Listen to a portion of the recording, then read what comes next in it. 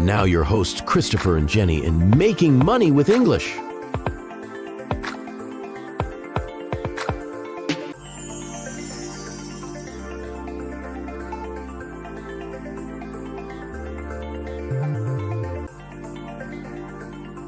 All right, everybody, get ready because we're taking a deep dive into, well, it's a pretty tense situation today. You've sent us tons of legal opinions and news articles about this whole TikTok ban. And let's just say things are going to get real for all you TikTok fans out there. Yeah, what we're seeing here is really interesting. It's law and technology and politics all kind of crashing into each other, with the Supreme Court upholding this ban that could honestly, change the whole internet as we know it. So basically, the Supreme Court said, game over for TikTok here in the U.S. But then you've got all this talk about the Biden administration, maybe even the Trump administration before he leaves office, possibly delaying things or changing things. Can they even do that? Can they just ignore what the Supreme Court says? Well, it's not that simple. The Supreme Court's ruling, it was specifically about denying the Trump administration's request for a stay. So that means, legally speaking, the ban as it's written right now is sound. But the Biden administration, they've been signaling that they might not actually punish app stores if they keep letting people download TikTok. Hold on. So you're telling me the ban is technically going into effect this Sunday, but I might still be able to scroll through my For You page. That just blows my mind. Yeah, that's exactly where we are. Right now, it's this weird legal limbo. The Biden administration is basically saying, yeah, we know the law exists, but we're choosing not to really enforce it, at least not yet. And that opens up some really big questions about how much power the president actually has to interpret or enforce decisions from the Supreme Court. Okay, so it's not really about ignoring the Supreme Court then. What can they actually do? Can they just wave a magic wand and make the ban disappear with an executive order or something? Well, both the outgoing and incoming administrations, they could definitely try to use executive orders to postpone things or change the ban somehow. But that's when things get even more complicated.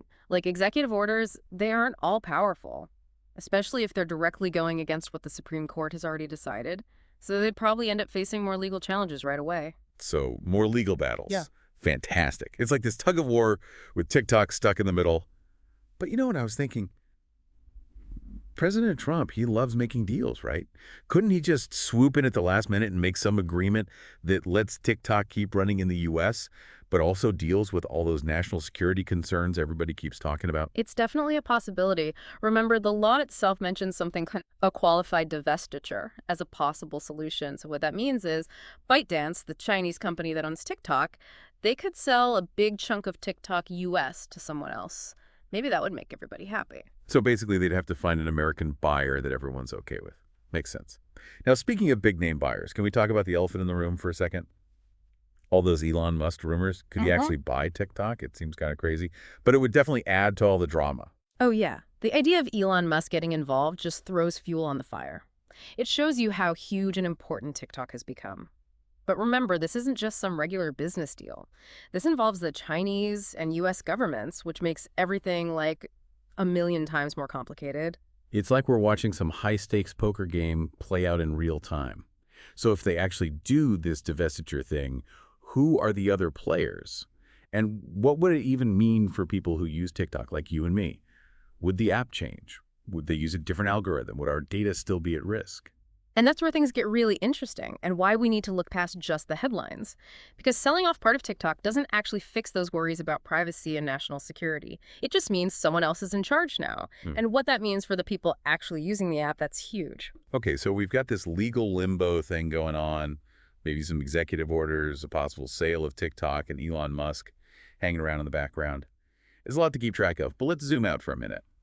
What does all this drama actually mean for the average person who uses TikTok? Someone who just wants to make and share videos.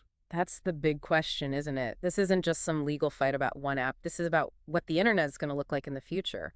We're talking about privacy, freedom of speech, and how much power governments have compared to these big tech companies. Yeah, it feels like we're in totally uncharted territory here. Technology changes so fast, and the laws can barely keep up. But are the concerns about TikTok really that different from any other social media platform? Don't they all collect our data anyway? You're definitely right to bring that up. Data privacy is a big deal everywhere. But with TikTok, there's this extra layer of complexity because it's owned by a Chinese company. The U.S. government's worried that the Chinese government could get access to that data, maybe to spy on people or even spread propaganda. So it's not just about collecting data. It's about who has access to it and what they could do with it. But has anyone actually shown that the Chinese government is using TikTok to spy on users? That's where things get really controversial. There are a lot of theories, but no one's actually shown any real proof that the Chinese government is directly involved. But even the possibility that they could get access is a big worry, especially with all the tension between the US and China right now. It seems like we're stuck between a rock and a hard place. We want all the cool stuff that technology can do, but we also want to keep our information private and be safe. Hey, thanks for being here with Making Money with English. Don't forget to hit that subscribe button to stay updated. Now, let's get back to the podcast. How do we even find that balance? That is the million-dollar question, and there's no easy answer. I think it's going to take a combination of things. The government needs to make some rules, companies need to take responsibility, and people need to be smart about the choices they make. We need tech companies and governments to be open and honest. We need to understand how our data is being collected and used.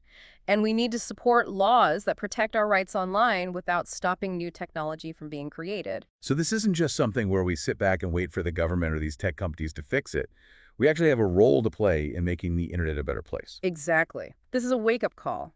We need to be involved, we need to know what's going on, and we need to ask tough questions. We need to hold people accountable. The choices we make today are going to determine what the internet looks like tomorrow. So let's try to sum all this up. We have the Supreme Court saying the ban is okay, but we also might have the president delaying or changing it. And then there's the whole selling TikTok thing, which brings up even more questions about privacy and what the app will be like. And under all of that is this really basic tension between national security and individual freedom in the digital age. It's messy and things are changing all the time. But even with all this uncertainty, one thing's for sure. This is a huge turning point that could completely change the world of technology. And whatever decisions get made in the next few weeks or months, they're going to have a big impact on all of us. It feels like the whole world is watching, waiting to see what happens next. So what do we do now? What can our listener do to keep up with everything and make sense of it all? First, don't just believe the headlines and sound bites. Go deeper. Read different points of view and be skeptical of the information you see. Second, talk about it. Talk to your friends, your family, your coworkers about these issues. Tell them what you're worried about. Ask questions and demand answers.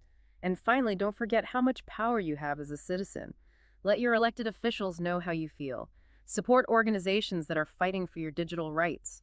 Be someone who speaks up for a more open, honest, and ethical internet. It's weird, right? We started this whole deep dive wondering if people would still be able to use TikTok this Sunday. And now it feels like that's not even the most important question anymore. It's true. We started by talking about one app, but now it's turned into this much bigger discussion about the whole internet and what it means.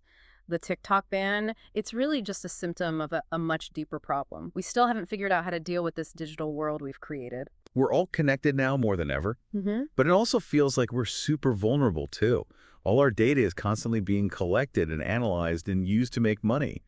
And that line between our online lives and our offline lives, it's getting blurrier all the time. Yeah, it's like we're in the Wild West of the internet. The rules are still being written, and it feels like the power keeps shifting back and forth. And for regular people, it's easy to feel like you don't have any control. But that's exactly why it's so important to have these conversations. We need to talk about these things. Yeah. Ask the hard questions and demand better from the tech companies and the government. We can't just sit back and let technology happen to us. We have to be a part of shaping the digital future we want. So as we wrap things up here, I want to leave you with one last thought.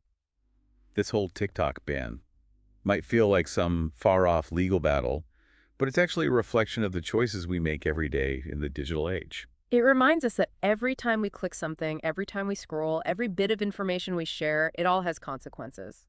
And in the end, it's up to us to decide what kind of digital world we want to live in. Stay informed, stay involved, and most importantly, stay curious. Because the future of the internet is still being written, and we all have a part to play in that story. And if you want to learn more about stories like this, to really understand the things that are shaping your online life, make sure to subscribe to Making Money with English podcast right here on our channel. We'll be back soon with more deep dives, insights, and conversations that will really make you think. Until then, keep exploring, keep asking questions, and keep pushing the limits of what's possible in this amazing digital world we live in.